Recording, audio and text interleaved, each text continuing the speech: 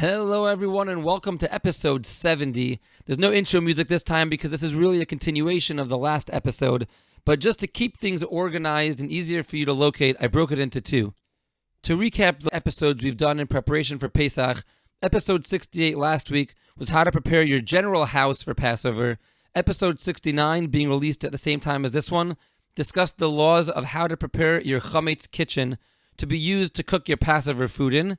And this last shorter episode, I want to just quickly cover a few other basic Pesach laws, as well as the laws regarding the Seder.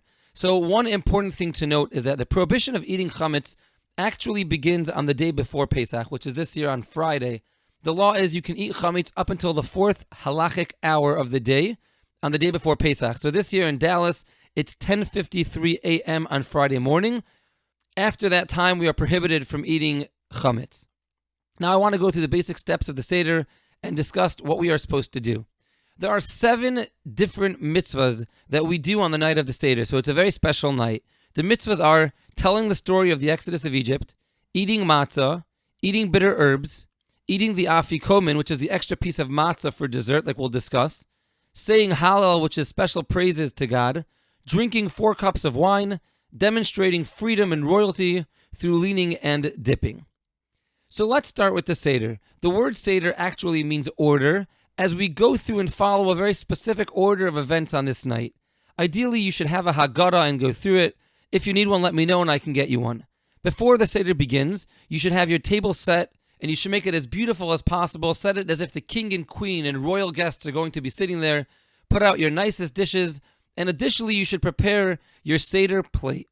The basic order of what goes on the Seder plate and the matzahs underneath it or in front of it can all be found in the first few pages of any Haggadah.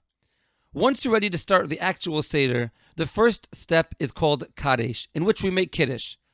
This year, the second night of Passover is on Saturday night, so during the second Seder on Saturday night, we add a few extra paragraphs for Havdalah, which is the ceremony ending Shabbos. Again, this is only at the second Seder on Saturday night. It's probably worthwhile to take a few extra minutes in advance and go through this section to familiarize yourself with it so you won't have to be figuring out these unique instructions at the Seder itself. Now back to Kiddush, and really for all the 4 cups of wine, you should use a cup that holds at least 3.3 ounces. There's a big debate as to the exact necessary size, and if you want to use a bigger cup, that's fine, but the minimum size is 3.3 ounces. And then, of those 3.3 ounces, you have to drink at least a majority of the cup. And if your cup is bigger than 3.3 ounces, you also have to drink a majority of whatever size cup you're using. Ideally, you should really drink the whole cup, but at least make sure, again, you drink at least a majority of it. When you're drinking the 4 cups of wine, as well as when you're eating the matzah, you should make sure you're leaning on your left. And this is true even if you're a lefty like myself. The next step is called Urhat, in which we wash our hands without saying any blessing. We then eat the karpas, which is generally a potato or a cucumber dipped in salt water. It should be a raw vegetable, and you should only eat a small taste of it, less than the size of an olive, which is approximately 15 grams. After we eat that comes yachat, in which we break the middle of the 3 matzahs that we placed in front of ourselves with the Seder plate.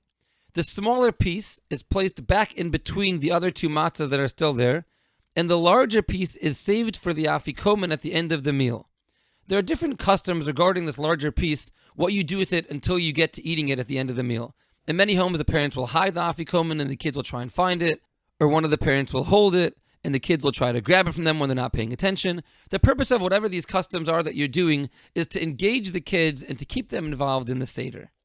The next part is Maagid, in which we read the actual text of the Haggadah and tell over the story of the Exodus.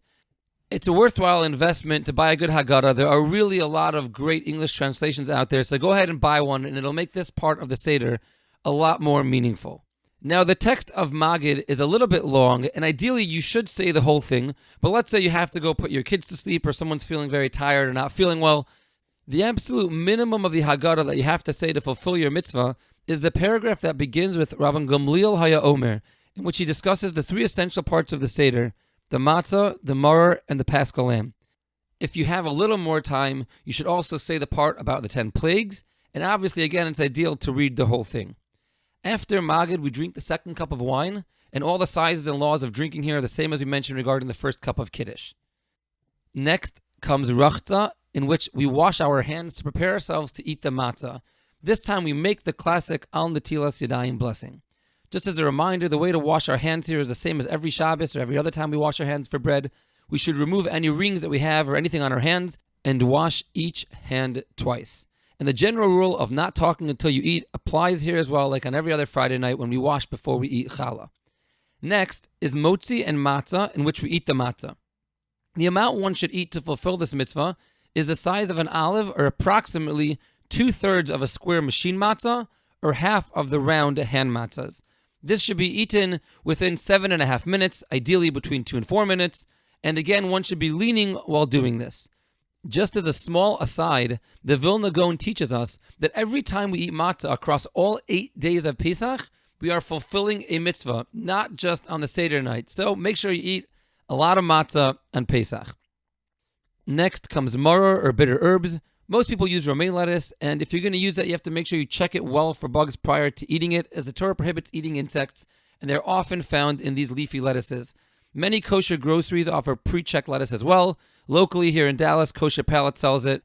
If you'd like to check it yourself, you can discover the process of doing that on most kosher agencies' websites. Before eating the maror, we dip it in charosas, and then when eating it, we do not lean, and it should also be eaten within 2 to 4 minutes. Next, we make a sandwich and do korech. For this, we use the bottom of the 3 original matzahs and make a sandwich with maror in between.